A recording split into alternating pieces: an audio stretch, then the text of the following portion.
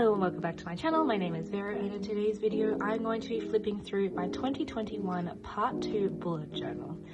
So for 2021 Part 2 I used this Archer and Olive A5 journal from their first ever subscription box. It has this lovely holographic fairy on the front cover, white dot grids with some really nice holographic page liners, or however you call those, and I really loved using this journal this year, so let's flip through.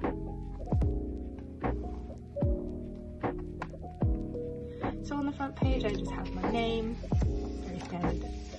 My color page for 2021 Part 2 was this lovely font for the numbers and with these beautiful watercolor leaves coming out of the front. I absolutely loved how this turned out. I was a bit disappointed that on Instagram this didn't have such a huge success as a photo because I thought it was really awesome, but anyway. Next one is my year at a glance, and this layout was inspired by a great friend of mine. Her Instagram is @sincerelyvina, and this layout just looked so good. Apart from aesthetically, it doesn't really have much of a purpose, but yeah. For the first couple of pages of this spread I also have these little tabs, and you'll see that I use tabs quite a lot in this whole bullet journal, so it's super nice and I really love how it looks. I started using a different kind of future log for 2021 Part 2, and instead of going for mini calendars where you highlight, circle a little number and then write down what you're doing, I just have a physical calendar, and I did that for the last 6 months of the year, and I actually really like how this turned out, and I'm a bit annoyed at myself for not having recreated this in my 2022 journal, but there you go. Next I have my Portugal bucket list because, as you might know, I was living in Portugal, and so I wanted to tick off as many things as I could in my last 6 months of living there, and so I managed to do quite a lot of things, so I'm pretty happy. And one of my biggest achievements there was getting my rescue diver certification for scuba diving, and that was in Ponta Delgada in the Azores.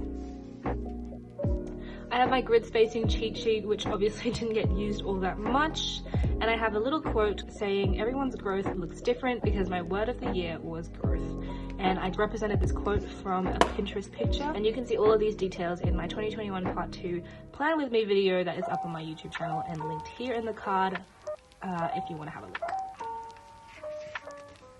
My first month is July. Here I just have some finance calculations, kind of boring. And so my theme for July was a topographic map, and I absolutely love this color scheme. I actually really enjoyed using my Crayola super tips for this spread, and then here it's just so nice. But unfortunately this is not my favorite theme, even though it was really fun to draw out. I have my habits tracker and my finance page, my one line a day, and then we have my gratitude log. I also have my quote page, and this is my favorite quote page and my favorite, this is my favorite spread, I think, in my whole journal, because of the way I've written gratitude and the way this quote page just looks super nice. We then move on to my weekly logs, and as you can see I'm using tabs here. I go through all these, all the process of cutting out these tabs in one of my videos, so you can check that out if you want to.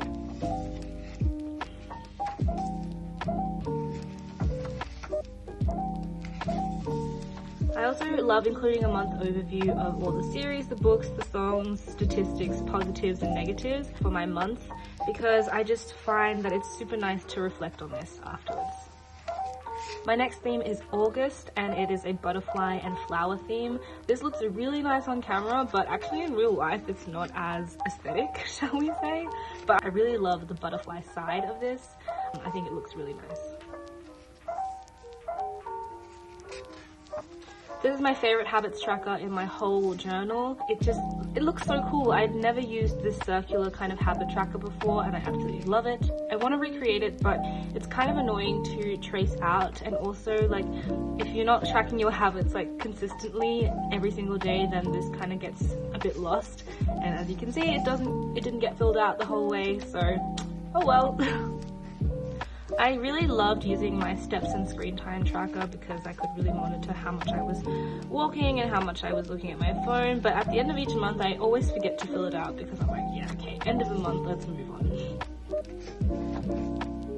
I also forget a lot of times to fill out my gratitude tracker, which is not the best idea. I think I should be more consistent about that, but what can I say?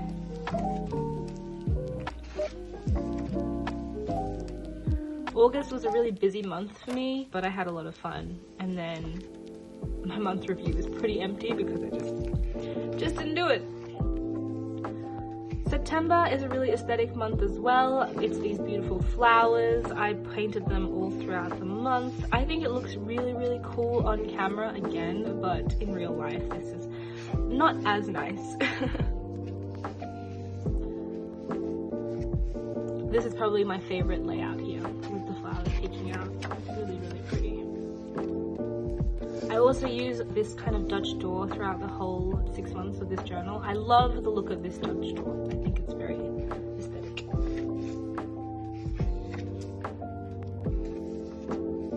This month review was a way cooler. I wrote down the series, the books, the podcasts. I didn't fill it out completely because I didn't have anything else to write there, but this is the overview. I think it looks great.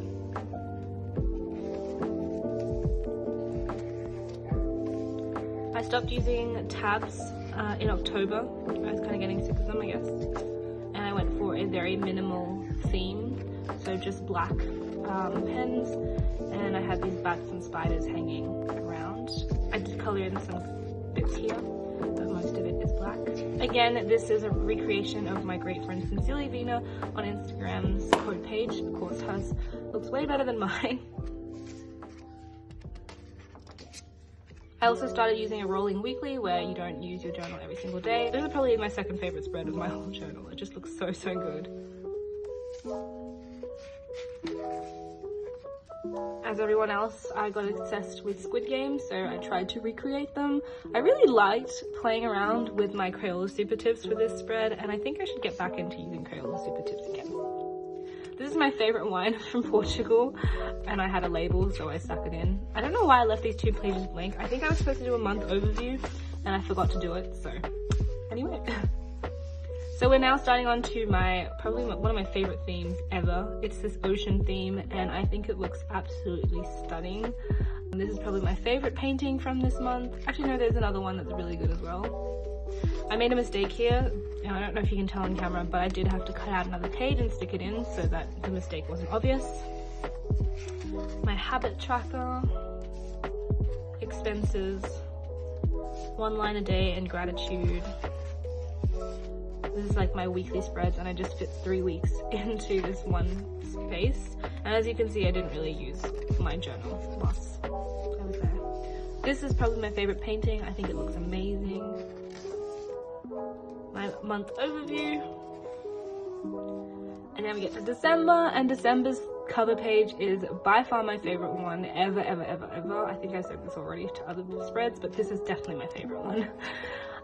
It just looks so cool. I've never tried painting with gouache this way, and it was such a big challenge, and I absolutely loved it. And since then, I have completely fallen in love with gouache, and I use it every chance I can. This was my least favorite spread from this month, but I thought it was pretty cool.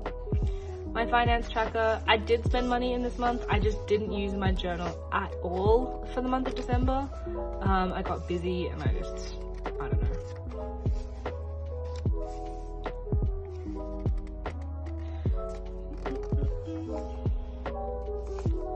Some of these spreads you will not have seen anywhere because I just didn't post them, but they're cool too.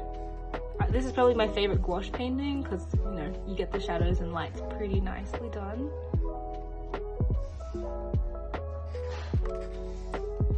And that's it. And I had intended on painting more. I have like random paintings that I started and just didn't finish. But yeah, that's pretty much it. I have a few extra pages left in this journal, but I didn't end up using them, so I just use them as scrap paper now. I have this lovely spread called 16 Personalities where I took a test in July and I took a test in December, and I've realized that I actually do have the same personality that has stuck from July to December. They've just changed a little bit in percentages in some areas, but definitely just the same kind of personality. So I thought that was quite intriguing, and I'm definitely doing this again for 2022 because it's a really great idea. And then we come to the end of the book, and that's it. In the back, I just have a few little collections of things that I kept hold of from the Azores, which I wanted to stick in my scrapbook. That video will be coming later on.